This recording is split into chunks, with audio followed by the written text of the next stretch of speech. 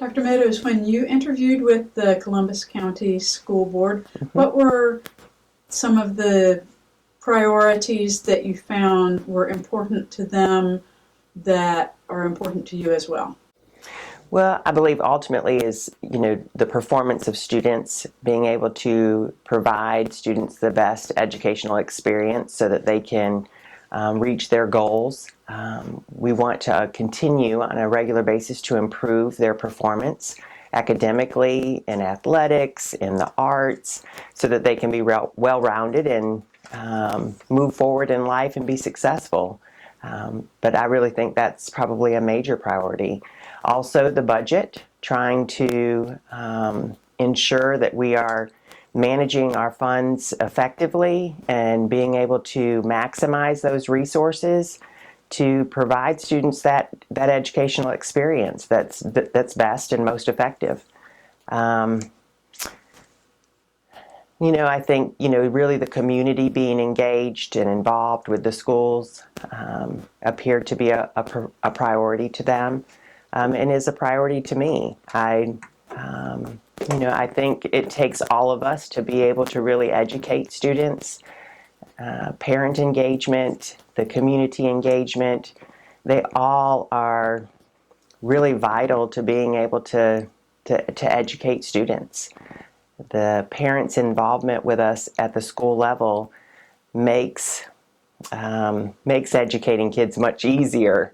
Some people may say that it doesn't, but it actually makes it much easier. We want them engaged. We want them to enjoy coming to school with their kids and being there and being involved with their children. You've worked in several different systems. Mm-hmm. What drew you to the Columbus County school system? Well, I am originally from a rural area in Michigan. I grew up on a farm. I went to a one-room schoolhouse, and I really do like the country. I know that Columbus County is a rural area. It's a small community. I think you can build better relationships in a small community, and I think that's what it takes to educate kids, are great relationships. And so I was drawn to the area because of the size and the community, and really being able to have an impact on kids. Can you tell me about some of your past experiences that you think have prepared you well for the challenges you're going to face here? Well, I've been an educator for 28 years. I started as a high school math teacher and then moved into administration. I've served as a high school principal, and I have served as a chief academic officer in Brunswick County, and have worked in human resources. I think those experiences give me a variety of experiences for school, for education. They have allowed me to see the education process and organizations from different viewpoints. And I can see how important every aspect of the school system is important to educating, from, how we get kids to school on buses, to whether or not we feed them well and provide them the necessary resources to be able to have a successful day.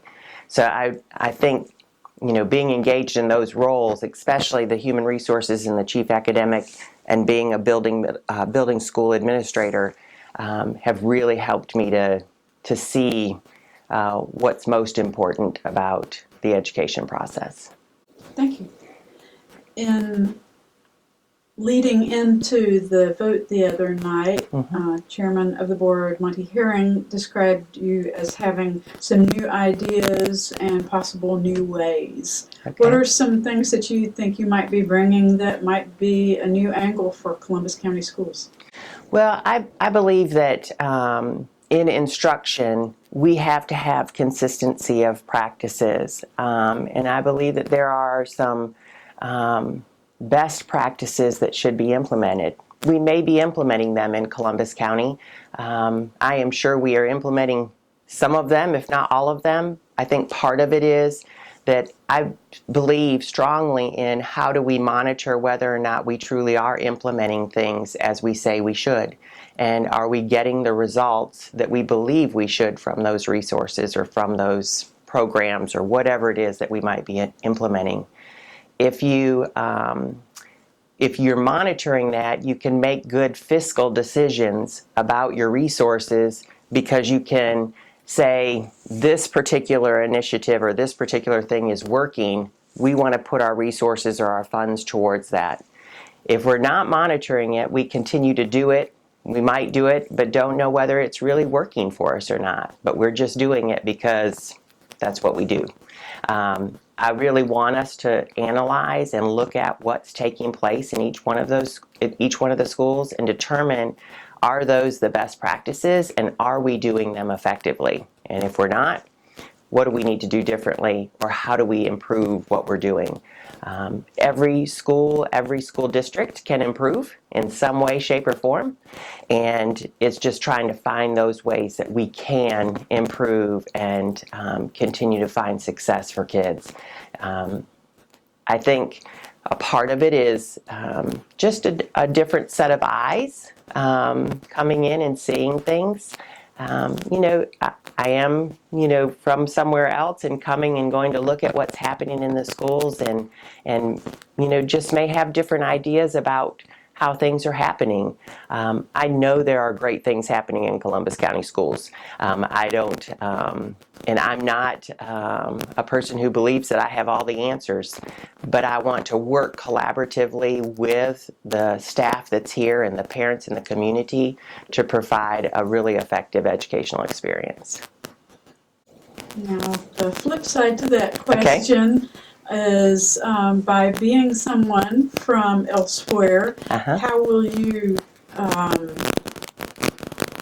overcome the newness or outsider factor and acclimate yourself to the culture so that you can work the most effectively with everybody that's already in place here?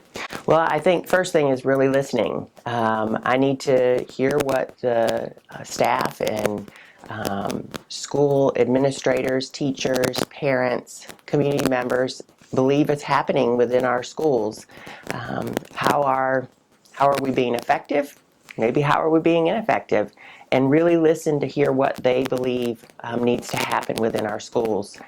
And take that information, and with a team of board members and district staff and school staff and parents, really talking about how are we going to make improvement within the district. So I think they know a lot about the system, obviously.